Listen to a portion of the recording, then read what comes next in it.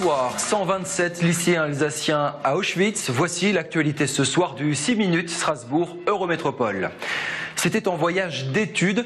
Ils ont touché du doigt l'inhumanité. 5 lycées de la région, dont Marc Bloch à Bischheim, ont visité hier l'ancien camp de concentration et d'extermination d'Auschwitz en Pologne, libéré par l'armée rouge il y a 70 ans. Froid, neige, brouillard, l'ambiance était quasi surnaturelle, hors du temps. Impossible de décrire les émotions dans cette fabrique de mort.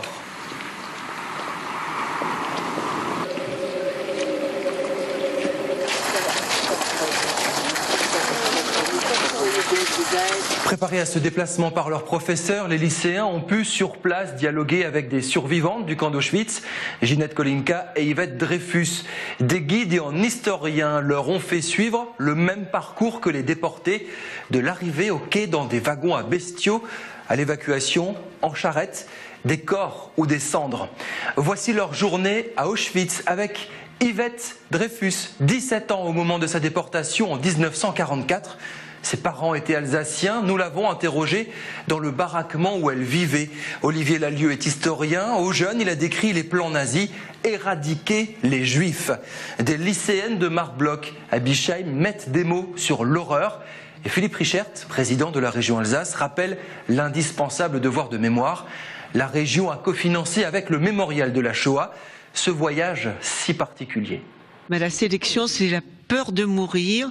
La sélection, c'est quand les médecins SS rentraient dans le bloc où on était déshabillés, on passait toute nue devant eux, selon l'état physique dans lequel on se trouvait. C'était soit que le médecin montrait avec sa baguette à la secrétaire qui était près de lui si à gauche ou à droite. On balançait à toutes les jeunes femmes qui étaient dans la petite chambrée leurs vêtements et elles, on les regroupait et elles partaient à la chambre à gaz. La porte au fond de la baraque, c'était la porte qui était ouverte parce que une fois qu'on est dans la baraque, quand on est dans le bloc, on ne peut plus sortir pour aller aux toilettes. Donc il y avait au fond de la baraque une responsable, la chaise capone, c'est comme ça que nous on l'appelait. Hein. Elle était là, nous surveillait sur la tinette pour qu'on se soulage. Pour nous, c'était les 3 minutes de terreur que l'on voyait, le ciel rougeoyant, les flammes qui sortaient de la cheminée. Et ça, la première fois, on n'a pas su, mais le lendemain, on a su que c'était la chambre à gaz, que c'était la cheminée et que c'était le commando du ciel, hein, le Himmelkommando. Et ça, c'était la terreur quand on a 17 ans, on n'a pas envie de mourir.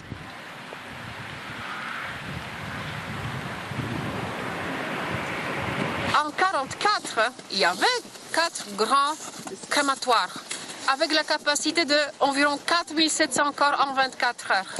Mais ils n'arrivaient tout simplement pas à suivre. Donc les crématoires se sont avérés insuffisants. Donc il a fallu creuser de grandes fosses communes où on mettait une couche de bois, couche de corps, ainsi de suite. Un peu de pétrole, de chaux, de graisse, qui étaient récupérés d'ailleurs des corps, brûlés, et on les brûlait à ciel ouvert.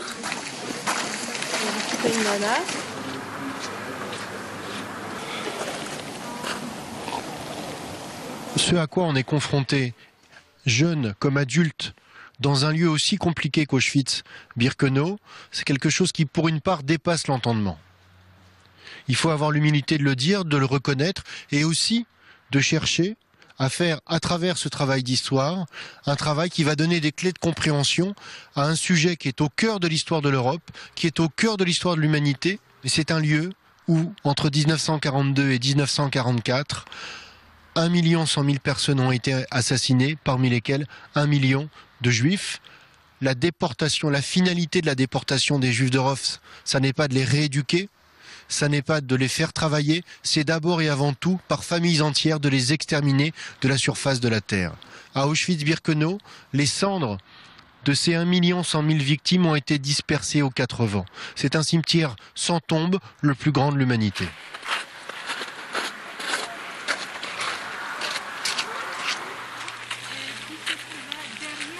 C'est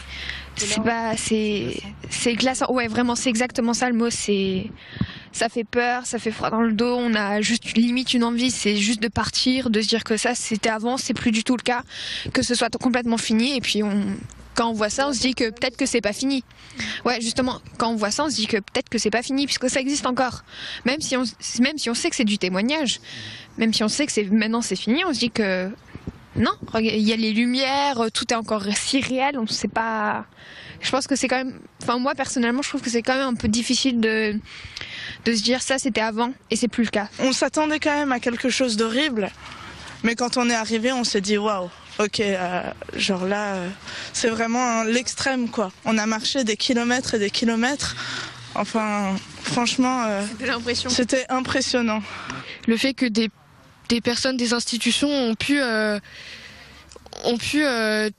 faire tuer autant de personnes que ça, autant de vies sans vraiment de sentiments, sans s'être senti coupable.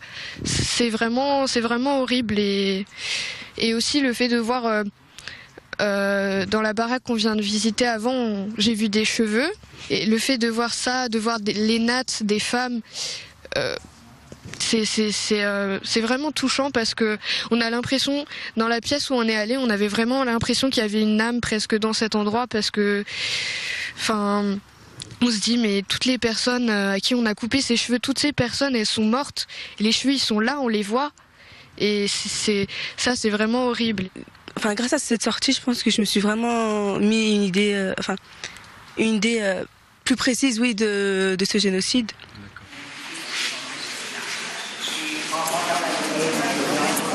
Aujourd'hui, quand je vois ce qui se passe en Syrie ou ailleurs, quand je vois ces hommes décapités, quand je vois ces enfants ou ces hommes brûlés, je me dis comment peut-on le faire?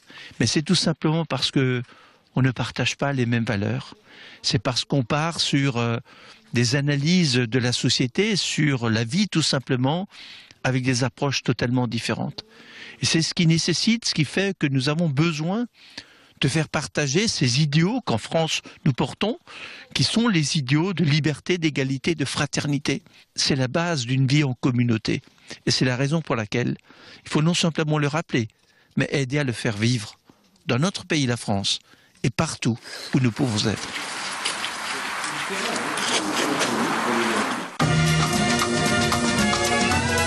Cicero Métro sur Twitter pour réagir à l'actualité. Salut, à demain.